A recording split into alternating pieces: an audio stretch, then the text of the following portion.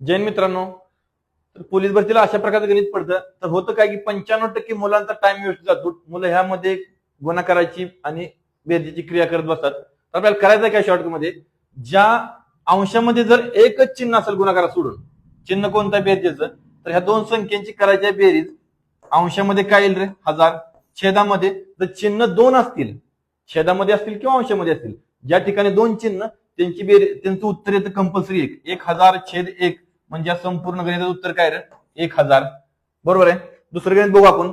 0.2 गुणिले 0.2 गुणिले 0.2 अधिक 3.8 गुणिले 3.8 गुणिले 3.8. बरोबर आहे. ही गणित कितीही मोठं असू द्या, मी तुम्हाला एकच सांगितलंय, ज्या ठिकाणी चिन्ह एकच, तर या दोन संख्यांची करायची बेरीज 0.2 अधिक 3.8 यांची बेरीज येईल 4 छेद चिन्ह 2 आहे म्हणून भागिले 1 छेद 1, छेदामध्ये 1 येईल. तर या संपूर्ण गणिताचं उत्तर काय येईल आपल्याला? 4.